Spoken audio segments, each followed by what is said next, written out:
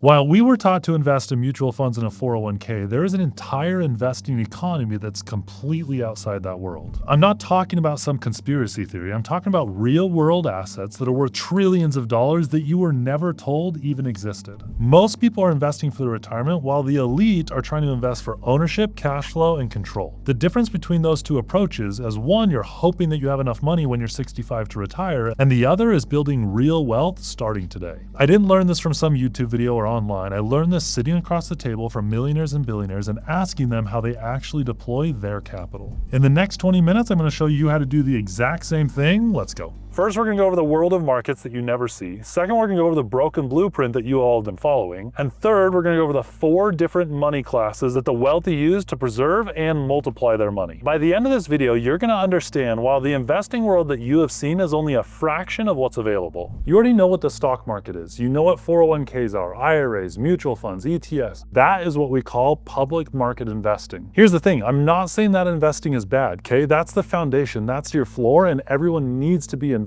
there. But it's not the ceiling, because most people are investing inside that world of investing. But the truth is there's an economy of investing that's completely outside of it, because it's not created for mass access. It's designed for people who already have capital, networks, and relationships. Let me show you what I mean. They're buying businesses before those businesses even go public. They're investing in companies like Uber, Airbnb, SpaceX before you even know they exist. And when those companies go public, you're not just making 10 or 20%, you're making like 3, 5, 10x returns. That is venture capital. But it's not just startups. They're investing in cash flowing businesses. Think home service businesses, maintenance, HVAC, dentists, so many different cash flowing businesses to capture a piece of that cash flow. Yes, they're buying equity like you do in the stock market, but they're also buying ownership control and that cash flow that comes every single month, and that is private equity. They're also investing in tax purpose investments, which means they're investing with the pure purpose of mitigating their taxes. They're doing things like heavy machinery, films, oil and gas, energy, FEMA, charity. All these types of investments are in the IRS code designed to let you write them off your taxes. But all of these are not just investing tools, they're also tax tools. You get the cash flow, you get the upside, you get all the benefits, and you get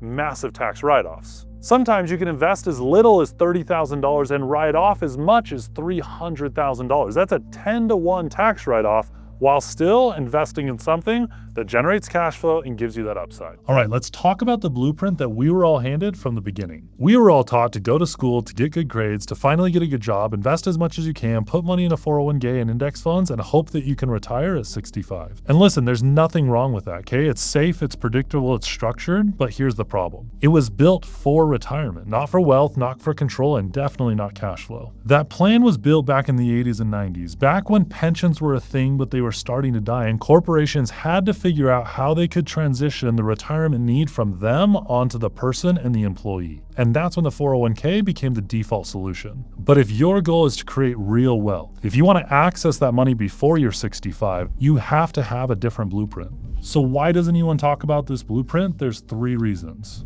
Number 1 is access. Private markets aren't something you can just access online. It's something you have to network into, and honestly, that's really hard, and most people just don't have that network.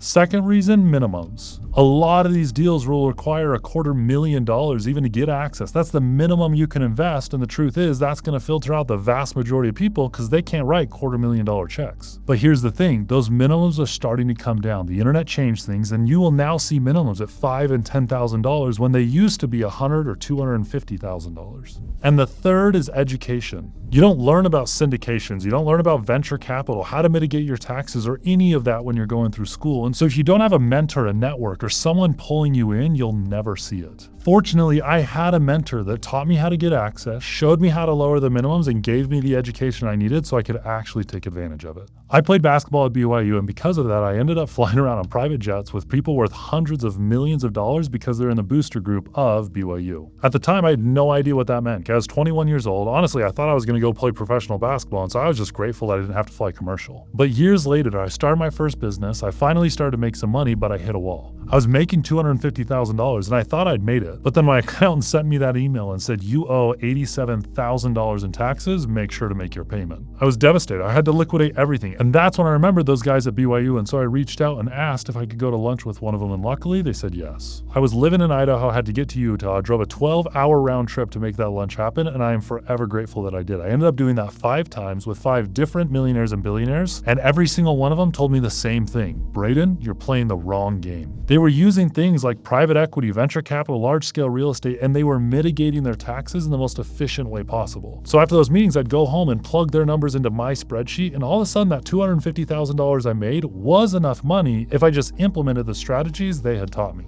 That's when my effective tax rate dropped from 34% all the way down to below 5%. My returns went from like 7% to a 21% average the next year, and I started to actually generate cash flow, passive cash flow that I could use, and I didn't have to wait till I was 65 years old. And that's when I realized most people are investing for retirement, when the wealthy are investing for ownership, control, and cash flow. And they do all of that so they can create real long-term generational wealth. And once you see the difference, you can't unsee it. So what does that actually look like? Let me show you.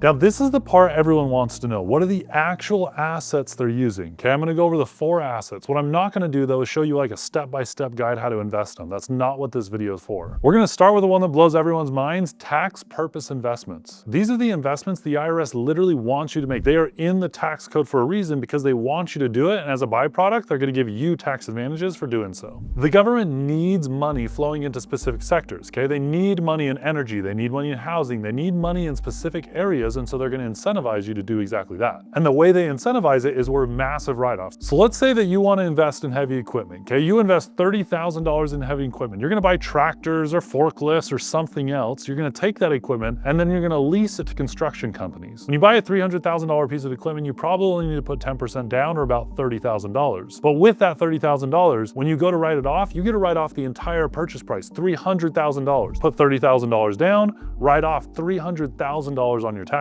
Let's say that you're a high income earning individual paying 35% in taxes. That $300,000 you wrote off just saved you $100,000. So you just saved the entire down payment. You put $100,000 down, you saved $100,000 down, but now you get the cash flow as well. All the money that is coming from renting that equipment is completely free because you would have paid it to the IRS, but instead you bought heavy equipment with it. Now I know this sounds completely insane, but it's completely legal and it's inside the tax code. I've helped hundreds of people inside the Growth Circle do this exact same thing, and this strategy applies to a ton of different asset classes. You can do short-term rentals, you can do heavy equipment, you can do energy, you can do aviation, okay? You can do films. There are so many assets up here, but this is how the wealthy begin to transition their hard-earned income into assets that produce cash flow, all while writing it off their taxes. All right, let's talk about private equity. This is ownership in an actual company. This is not just stocks or tiny ownership, and this is owning the entire business. These businesses are already generating cash flow, okay? They already have customers, they're already profitable, and when you invest, you become a co-owner. Here's why the wealthy love this, okay? Number 1, cash flow. This is a cash flowing entity. You don't have to wait 30 years for your stock to go up in value to hopefully be able to return something. Every single month, that business is making money and paying you that cash flow. Number 2 is control. You're not hoping that the market goes up and therefore your stock goes up. You actually control the business. And when the business does better and becomes more efficient, you reap the benefits of that. And the third is something called exit multiples. The better you run the business, the more valuable that business gets. And when you go to sell the business, you're not just hoping for 8 or 10% returns. Those businesses 2, 3, 5x their return because of the multiple that you get. And this isn't reserved for billionaires. I personally own over 30 different businesses inside of private equity doing exactly this. Now you're getting pieces of cash flow while simultaneously getting these multiples that can lead to massive exits. You're not waiting till you're 70 years old and hoping that the stock market can retire you. You're investing in assets that are giving you cash flow and they have the ability to create wealth.